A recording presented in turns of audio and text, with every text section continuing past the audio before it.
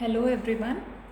हमने previous video में discuss किया था कि हमारा ईओक्यू यानी कि इकोनॉमिक ऑर्डर क्वांटिटी क्या होता है और उसको कैसे कैलकुलेट करते हैं। उसका फॉर्मूला हमने डिस्कस किया था, that is square root of 2 into annual consumption into ordering cost per order divided by carrying cost.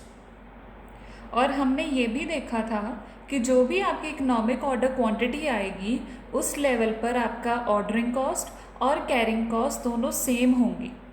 क्यों? तभी वो आपकी बनेगी कि इकोनॉमिक ऑर्डर क्वांटिटी है। मतलब एक ऐसा ऑर्डर, एक ऐसे नंबर ऑफ यूनिट्स का ऑर्डर जिस पर आपको कॉस्ट कम से कम पड़ेगी ऑर्डर करने की भी और स्टोर करने की भी। अब यहाँ पर इसी फॉर्मूले के रिगार्डिंग हमारे पास कुछ और दो पेंडिंग फॉर्मूलाज हैं जो आपको क्वेश्चंस कंप्लीट करने के लिए या सॉल्व करने के लिए चाहिए होंगे। वो फॉर्मूलाज क्या हैं? द फर्स्ट वन इज़, कई बार आपको इकोनॉमिक ऑर्डर क्वांटिटी को कैलकुलेट करने के बाद ये देखना पड़ता है कि आप कितने नंबर ऑफ ऑर्डर्स करोगे। हमने तो अभी सिर्फ ये निकाला ना कि हम कितना ऑर्डर करेंगे, कितने यूनिट्स का। मगर आप अगर एक बार ईओक्यू निकाल लेते हो तो उसके बाद आपको ये देखना है कि आप ऑर्डर कितने करोगे। तो उसका जो फॉर्मूला होता है that is total number of orders to be placed which can be calculated by C upon EOQ. अब सी क्या है? सी आपकी एनुअल कंजम्पशन या एनुअल रिक्वायरमेंट है और ईओक्यू आप अभी निकालोगे। तो जब ईओक्यू आ जाएगा तभी इस पार्ट को कैलकुलेट करना पॉसिबल है, otherwise it's not possible to calculate the number of orders in EOQ. ये तो हो गया आपका एक फॉर्मूला। अब इसके बाद क्या होता है, sometimes we need to calculate time after which orders are to be placed.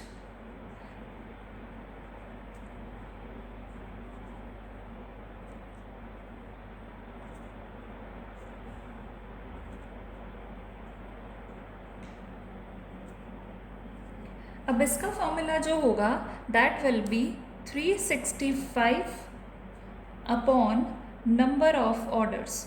अब नंबर ऑफ ऑर्डर्स कहाँ से आए? अभी जो हमने इस फॉर्मूले के अकॉर्डिंग निकाला था। तो 365 upon number of orders will give us the time कि कितने टाइम बाद हम ऑर्डर प्लेस करेंगे। अब ऑब्वियस है, अगर तो आप डेज़ में कैलकुलेट करना चाहते हो तो आप 365 लोगे। अगर आप इसको मंथ में कैलकुलेट करना चाहते हो तो आप मंथ्स लोगे। अप टू यू आप कैसे सॉल्व करना चाहते हो या क्वेश्चन में आपको कैसे बोला गया है। So these two formulas are again important because sometimes we are asked in parts to calculate such things. So now let's start with the practical question, and that in this EOQ topic we normally get two types of questions. First एक ऐसा type होगा जो बहुत easy है, normal है, और second एक होता है जो 15 मार्क्स के लिए आता है। चलता वो भी बहुत इजी है, हार्डली मैटर्स, जस्ट 1 या 2 पॉइंट का फ़र्क रहेगा। बट उसमें क्या है, आपको याद रखना पड़ेगा कि इसमें 3 तरह की कॉस्ट हैं। कौन सी कॉस्ट? मटेरियल, ऑर्डरिंग और कैरिंग। 15 मार्कर का सम इन तीनों के साथ सॉल्व होगा। तो आपको ये तीनों चीज़ें ध्यान में रखनी है while solving that 15 marker question. अभी के लिए क्योंकि क्वेश्चन हम सिंपल स्टार्ट करने वाले हैं, so let's move to the that part.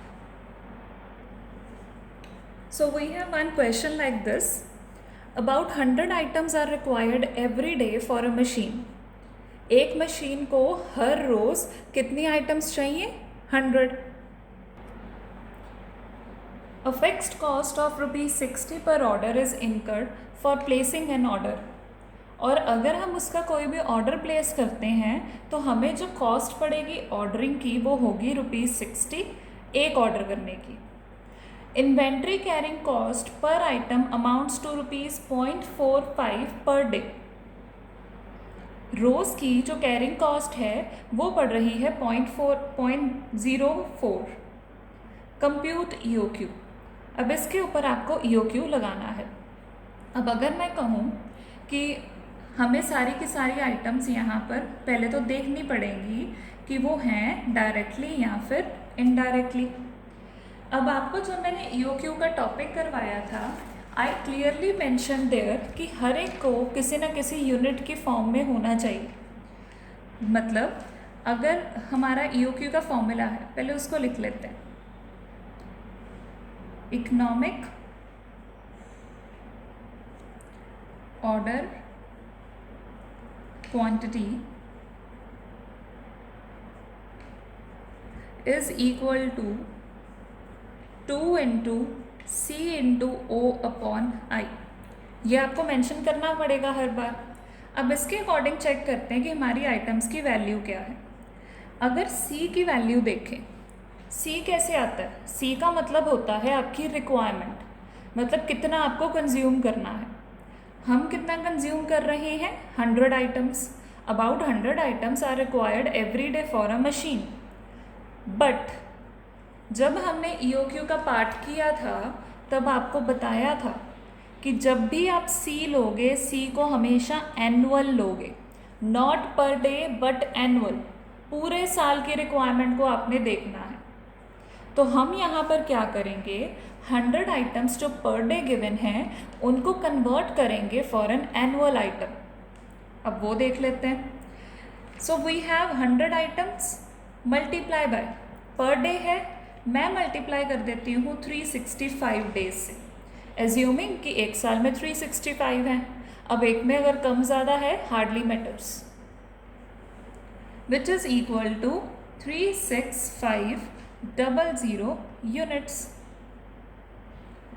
तो हमारे पास यहाँ पर जो आ गया है, अगर इसको यहाँ पर लिखना शुरू करें, 2 इंटू 36,500 इंटू हमने लेना है O। अगर O को देखें, O हमें बोला गया है ₹60 पर ऑर्डर है हमारा ऑर्डरिंग कॉस्ट, ₹60 पर ऑर्डर। अब जब भी ऑर्डरिंग कॉस्ट लेनी है वो कैसे लेनी है? सो अगेन आप जब भी O लोगे, O हमेशा पर ऑर्डर लिया जाएगा। एक सिंगल ऑर्डर की कितनी कॉस्ट है? अब अगर मैं यहाँ पर देखूँ, मुझे दिया भी पर ऑर्डर हुआ है, so there is no need of changing the units of this part. इसको लिखेंगे डायरेक्टली इंटू 60। डिवाइड करते हैं बाय कैरिंग कॉस्ट। अब कैरिंग कॉस्ट निकालते हैं। कैरिंग कॉस्ट हमें बताई गई है कि वो है 0.04, it is ₹0.04 per day mention है। अब इसको कैसे लेंगे? अब जब भी आपने कैरिंग कॉस्ट लेनी है, कैरिंग कॉस्ट को हमेशा per unit and per annum basis पर लेते हैं। मतलब एक तो वो एक सिंगल यूनिट की होनी चाहिए और एक सिंगल यूनिट की पूरे साल की होनी चाहिए। मैं फिर से रिपीट कर रही हूँ, कैरिंग कॉस्ट आपकी पहले तो एक सिंगल यूनिट की होनी चाहिए कि एक सिंगल यूनिट को स्टोर करने के लिए कितना पैसा लग रहा है, और एक सिंगल यूनिट की पूरे साल की कॉस्ट कि एक साल की कितनी कॉस्ट पड़ेगी उस एक पीस को हैंडल करने में या स्टोर करने में। तो हमने यहाँ पर यूनिट पर एनम लेना है। अब यहाँ पर चेक करते हैं कि इन्फॉर्मेशन कैसे गिवन है। ये तो पर डे गिवन है ना, पर डे तो चलो ठीक है, पर एनम तो नहीं गिवन। पर एनम में कन्वर्ट करने के लिए क्या करेंगे, इसको मल्टीप्लाई कर देंगे 365 के साथ। ये हो गया पर यूनिट, ये हो गया per annum. So this will give us one amount, और जो अमाउंट आ रही है यहाँ से 0.04 into 365 is equal to 14.6।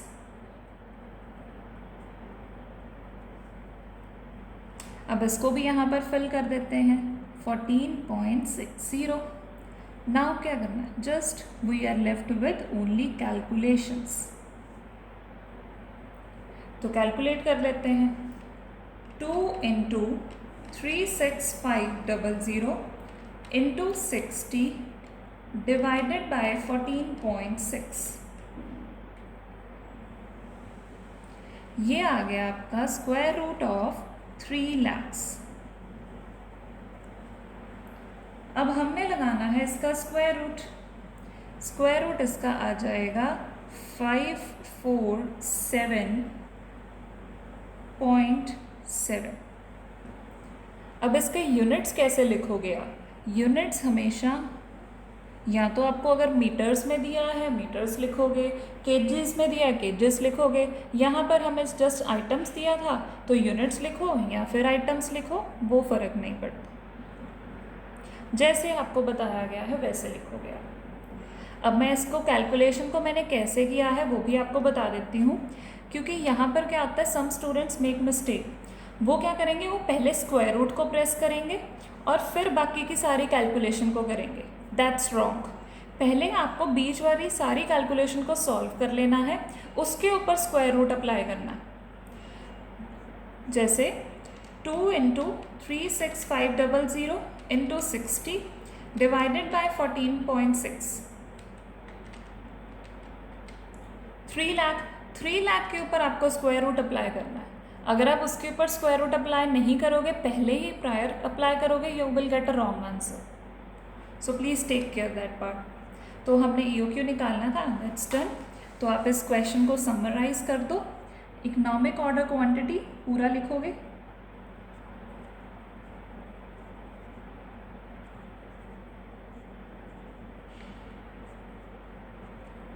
Is equal to 547.7 units.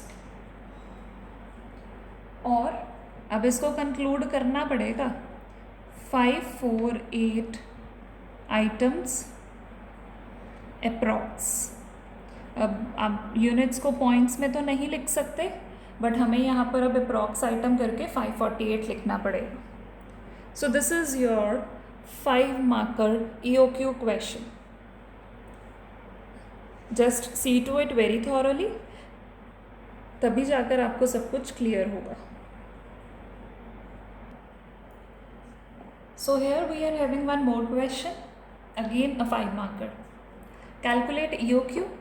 Monthly consumption हमें बोली गई है 400 यूनिट्स है, cost of placing an order 50 है, cost per unit is ₹10, storage and carrying cost is 10% of inventory value.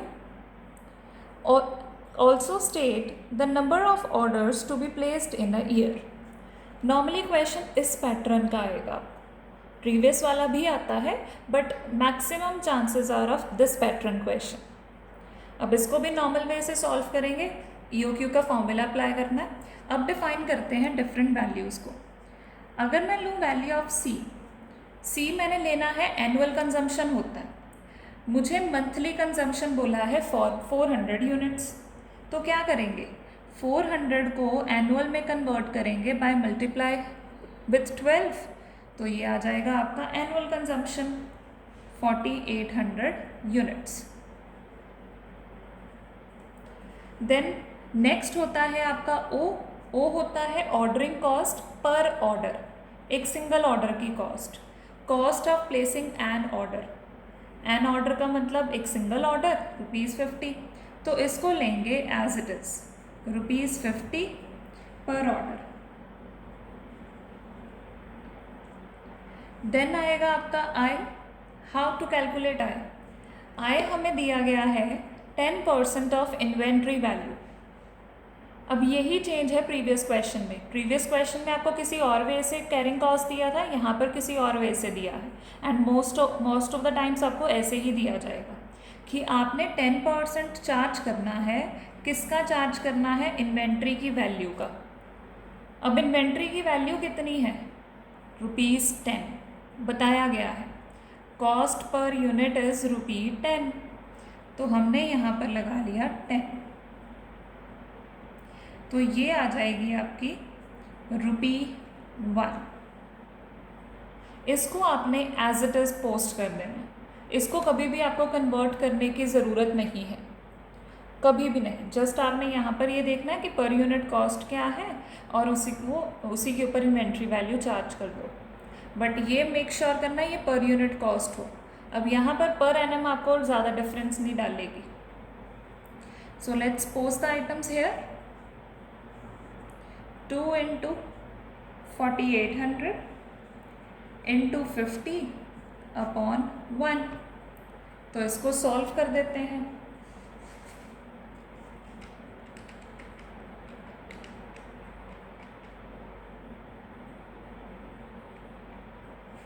Answer आ रहा है 692.8 यूनिट्स हैं, तो मैं इसको लिख दूंगी और 693 units approx.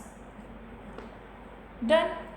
Second part, also state the number of orders to be placed in a year. अब यहाँ पर हमने एक और चीज़ क्या कैलकुलेट करनी है कि हमारे जो नंबर ऑफ ऑर्डर्स हैं वो कितने रहेंगे। हमने अभी किया था वीडियो की स्टार्टिंग में कि नंबर ऑफ ऑर्डर्स आप EOQ के बेसिस पर निकाल सकते हो। वो कैसे निकालोगे? C/EOQ। अब हमारा C कितना है? C इज़ 4800 और EOQ कितना है हमारा? 693। अब मैं यहाँ पर C या तो 400 भी ले सकती थी, मैंने लिया 4800। वाई? क्योंकि मुझसे पूछा गया है number of orders in a year कितने प्लेस करने हैं। अगर मुझे ये इन अ ईयर ना मेंशन किया जाता फिर आपका दोनों वे से करेक्ट था, बट ईयर मेंशन कर दिया तो that's why I have taken annual consumption not monthly consumption. अब इसको डिवाइड कर देंगे यहाँ पर 4800 डिवाइडेड बाय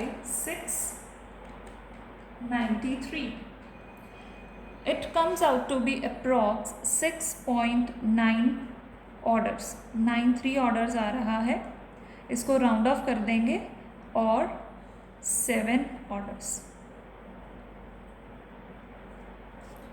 तो EOQ के इस लेवल पर आप इतने ऑर्डर्स करोगे और ये एक लेवल होगा जहाँ पर आपकी जो ऑर्डरिंग कॉस्ट है और जो कैरिंग कॉस्ट है वो सेम आएगी। अब वो कैसे सेम आएगी हम नेक्स्ट पार्ट जब भी हम डिस्कस करेंगे आपको वो भी पॉइंट क्लियर हो जाएगा। So that's all for today. We will meet in the next video doing more practical questions. Thank you so much.